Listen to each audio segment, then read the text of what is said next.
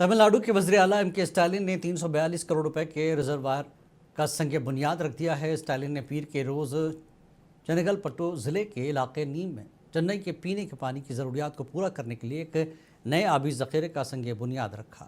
इस अहम मनसूबे पर 342.60 करोड़ रुपए की लागत आने का तखमीना लगाया गया है। चेन्नई शहर में पानी की किल्लत को दूर करने में नया मनसूबा कलीदी किरदार अदा करेगा। इससे रोज़ाना 17 करोड़ लीटर पानी का चेन्नई को फराहम होगा, जिससे शहर के जुनूबी इलाकों में IT कॉरिडोर के तकरीबन 13 लाख मकीन मुस्तफ़ीद होंगे।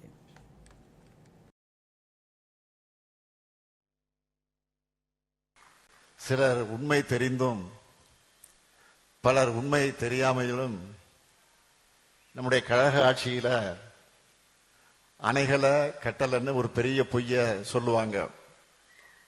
ஆனா உண்மை நிலை என்ன? நம்முடைய முத்தமிழிலும் கரை கண்ட தலைவர் கலைஞர் அவர்கள் தமிழ்நாட்டினுடைய நீர்நிலைகளை காக்கக்கூடிய செயல்பாடுகளையும் நிறைய செஞ்சிருக்கிறார்.